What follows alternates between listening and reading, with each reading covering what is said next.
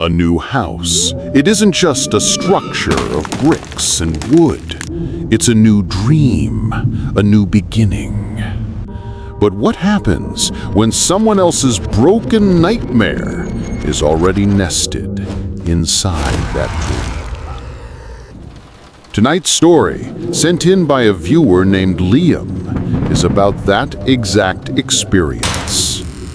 His friends, Alex and Sarah, just wanted to start their small, happy life together. But they didn't know that if you press your ear to the walls of their new home, you can hear the cries of the past.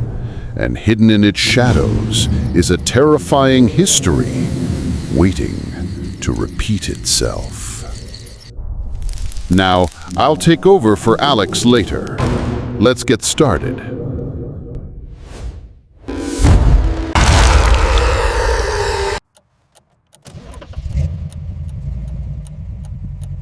They say some decisions change your life forever. For Sarah and me, that decision was buying the house in Blackwood Creek. I don't think I'll ever be able to forget that October in 2018. Back then, we were living in a tiny apartment in New York City. Sarah was 2 months pregnant, and we both dreamed of escaping the suffocating city, of finding a place with an open yard and a touch of nature for our unborn child. I'm an architect. I have a special appreciation for old buildings. So the day I saw that Victorian-style house online, I was captivated. It stood at the edge of a dense pine forest, like a solitary guard standing at a distance from civilization. And the price? Unbelievably low. It took almost all of my savings for the down payment, which gave me a knot of anxiety in my stomach. But seeing the smile on Sarah's face, all my doubts melted away. The first time we went to see the house, Sarah was ecstatic. She explored every nook and cranny, planning our future. It was only when she stepped into the corner room on the second floor that her smile seemed to fade. The room was larger than any other in the house, flooded with light from huge windows on 3 sides. She whispered, "Alex, this room, it feels cold. There's a strange sadness to it, don't you think?" I didn't pay much attention to her words then. I figured it was just mood swings from the pregnancy. That was the room Sarah chose for her art studio. The first few days after we moved in were like a dream, but that initial unease returned a few days later. One evening, I came home to find Sarah sitting in the studio, her face pale.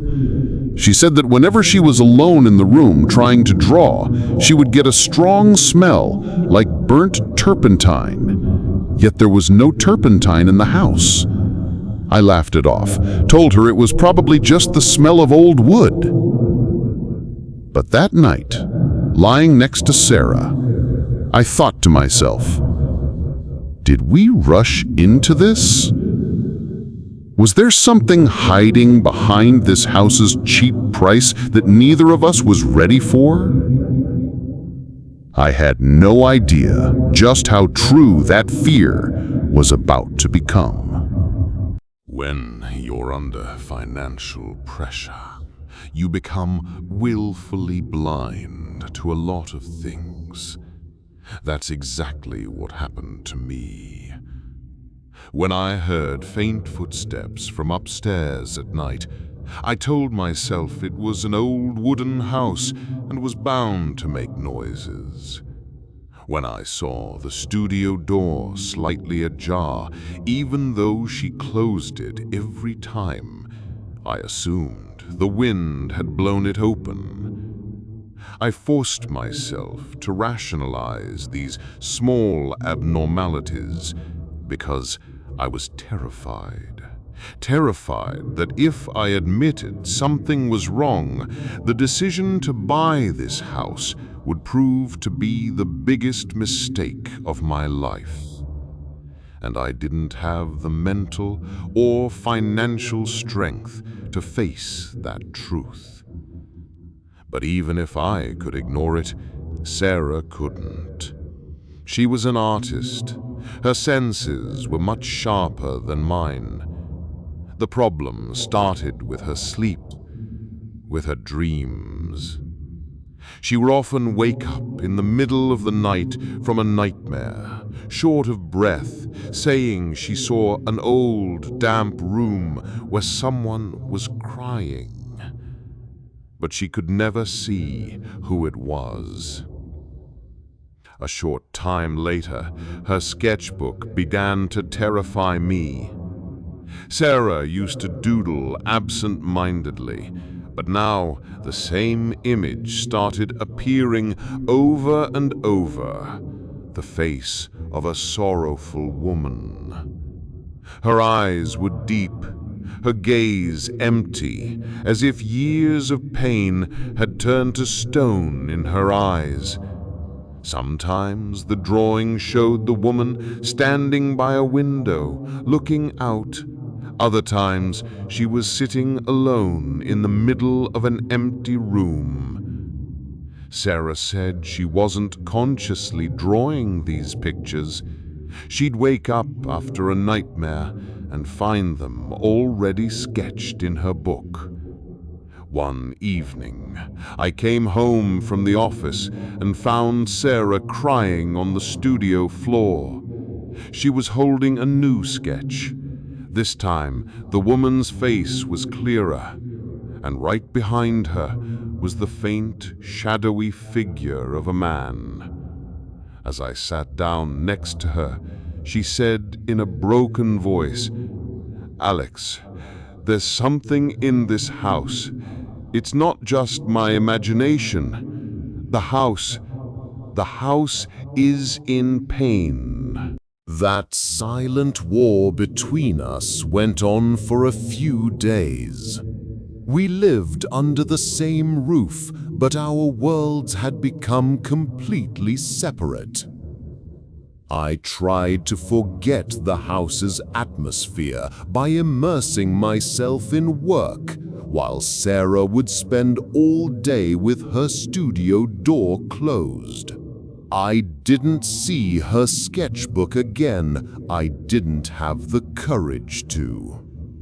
I just felt as if the house itself was enjoying our emotional distance. Its walls seemed to grow stronger with our isolation.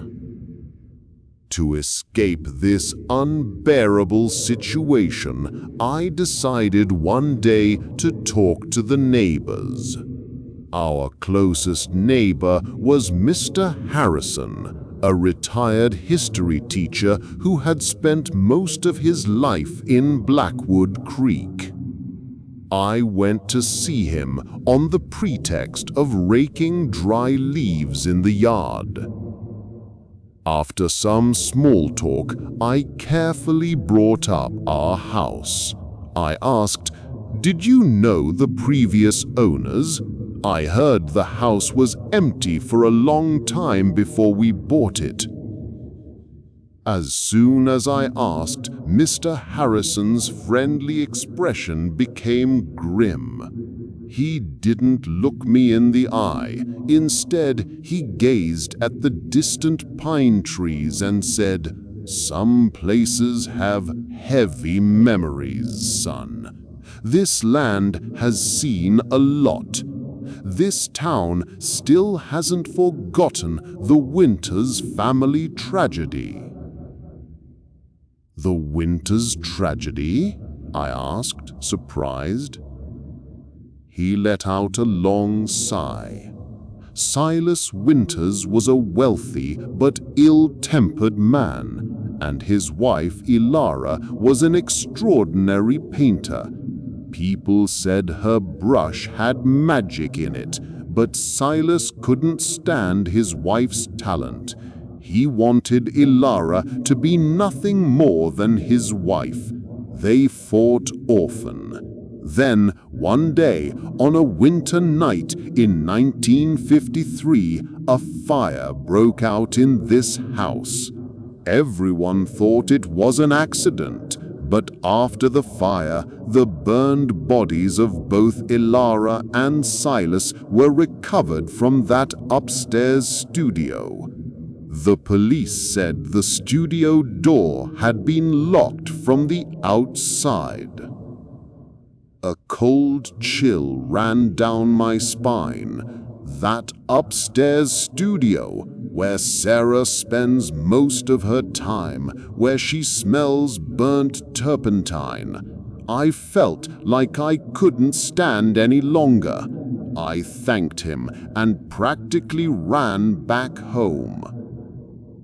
When I stood in front of the studio door, I could hear Sarah's muffled sobs from inside. The crying stopped as soon as I knocked. A few moments later, Sarah opened the door. Her eyes were swollen, but her face held a strange sense of peace instead of fear. She handed me an old leather-bound diary.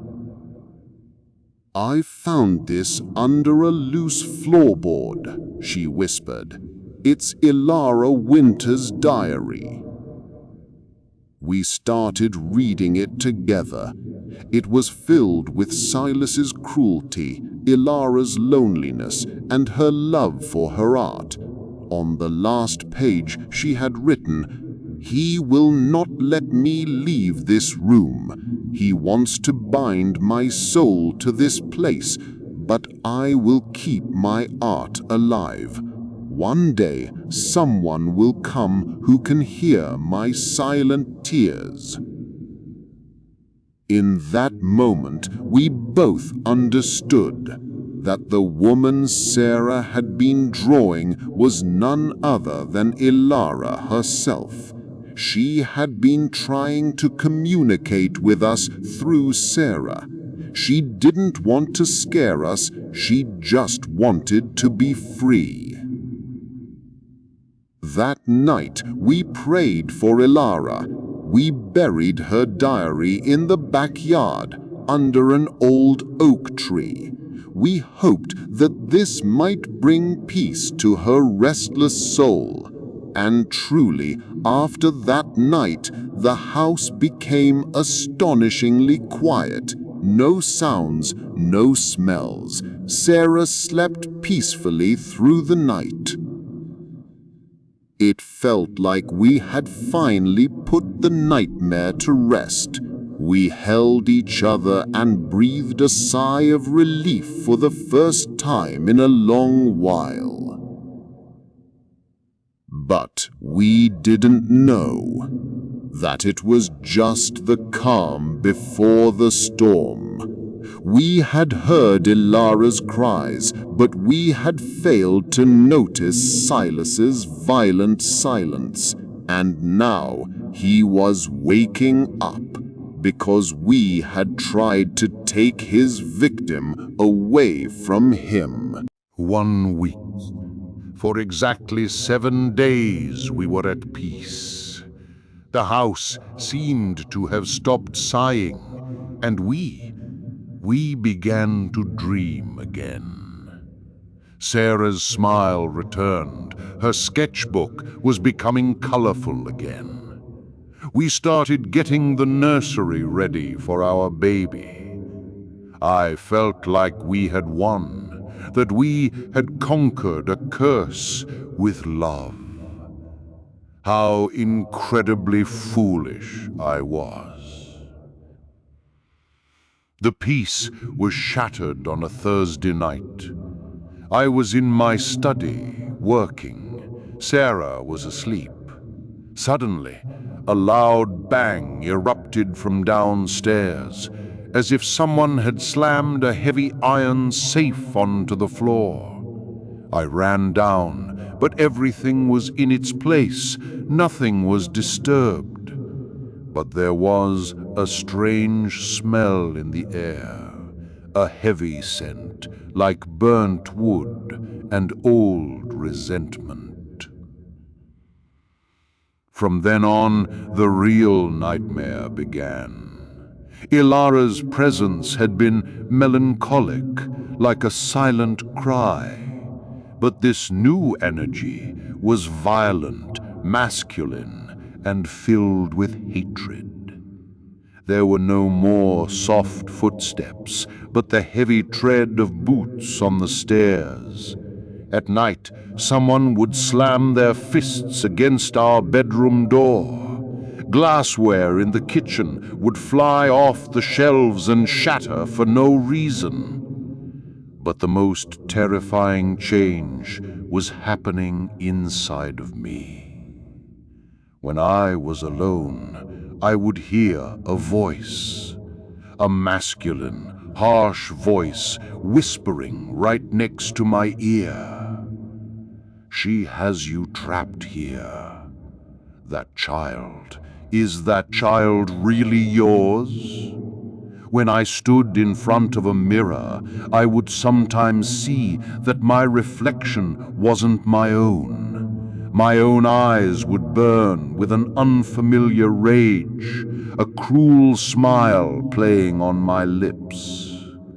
I realized that Silas Winters was trying to make a home, not just in the walls of this house, but inside my mind.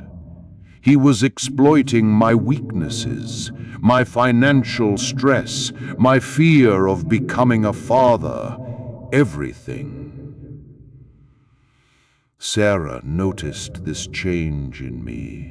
She saw how I was getting angry over little things, how I was becoming suspicious of her. I could see fear in her eyes, but it wasn't for the house, it was for me. She realized I was slowly becoming someone else. One afternoon, I was shaving in front of the mirror. Suddenly, I saw my reflection change completely. A strange man in old-fashioned clothes was standing there, his eyes burning with hatred and rage. I screamed and stumbled back, and the reflection in the mirror smiled. At that exact moment, I heard a loud crash from inside Sarah's studio, followed by her terrified scream. I ran into the studio. The heavy wooden easel used for painting was overturned, and Sarah was on the floor, trembling. The easel had landed exactly where she had been standing just moments before. If she hadn't moved in time, it would have been a horrific accident.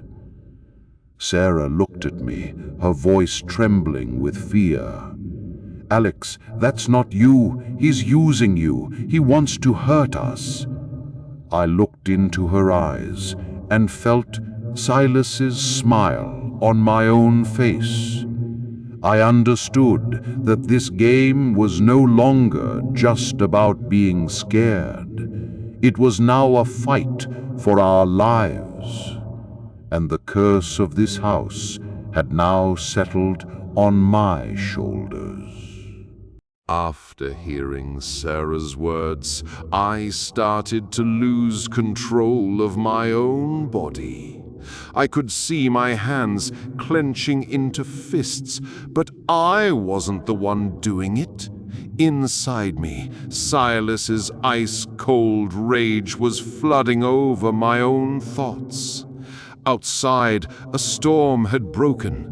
The windows of the house were rattling from the force of the wind, as if all of nature was in sync with the evil inside.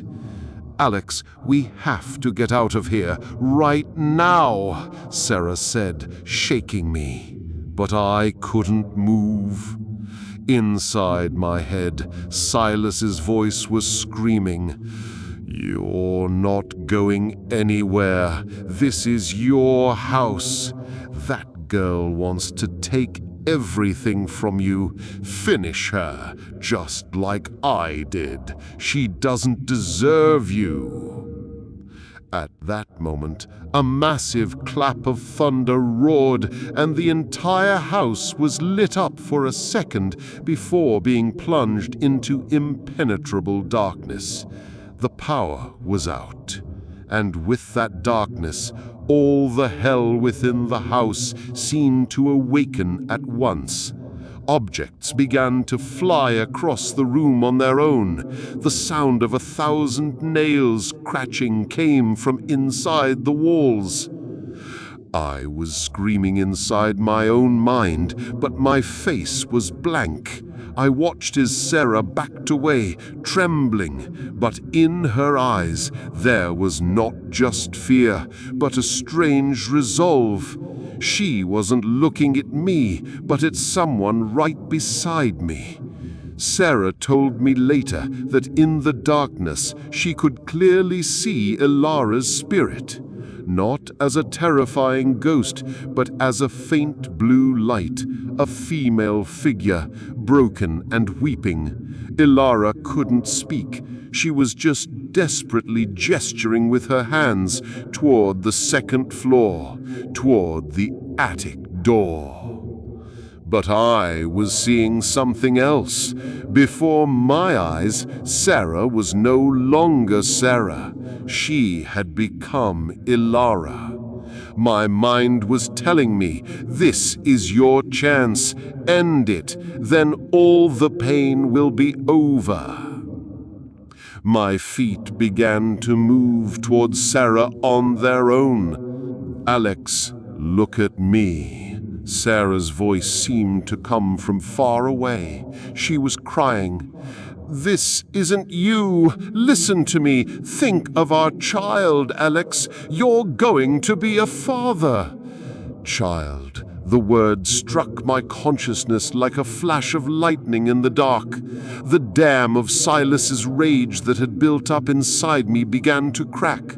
I tried to imagine the face of my unborn child, the face from our dreams. My numb body came under my own control. I fell to my knees on the floor, and an animalistic scream tore out of me. No! With my scream, the chaos in the house seemed to stop for a moment. Silas's voice vanished from my head as if someone had turned off a radio. I gasped for air and looked at Sarah. Her tears brought me back to my senses. I was no longer Silas's puppet. I was Alex. Sarah ran and threw her arms around me. She was pointing to the attic, she said in a trembling voice. Maybe that's where it ends. I understood that Ilara was showing us the way. The source of Silas's power might be hidden in that attic, but I also understood that we didn't need to go there. Our fight wasn't about defeating a spirit. Our fight was about surviving this house and its curse. I grabbed Sarah's hand tightly and said, "No, Sarah, we're not going to finish anything. We're just getting out of here right now." We didn't look back. We didn't pack a single thing. I half-carried, half-dragged Sarah out of that front door and into the rain. We got in the car and I drove.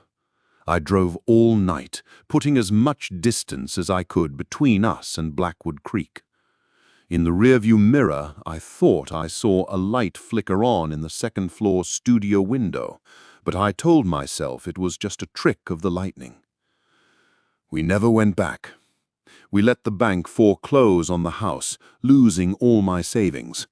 It was a small price to pay. The months that followed were hard. Sarah had nightmares for a long time, and I had to deal with the terrifying memory of what I almost became.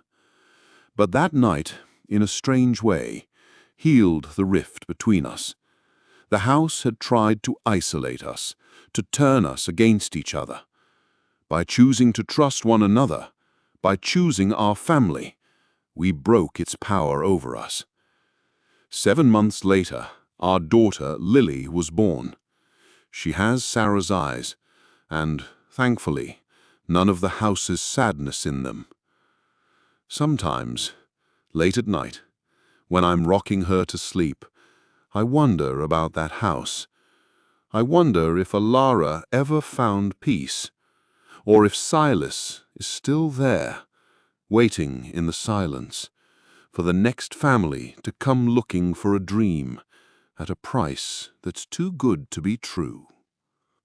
Thank you to Liam for sharing his friend's harrowing story. It's a chilling reminder that some histories don't stay in the past. They bleed into the present, seeking to repeat themselves. Alex and Sarah survived because they held on to each other. But it makes you wonder, what do you think? Was the entity in the house an evil force, or was it the weight of a past tragedy trying to find a conclusion? Let us know your thoughts in the comments below. And if you have a story to share, you know where to find us. Until next time, stay safe and be careful what bargains you make in the dark.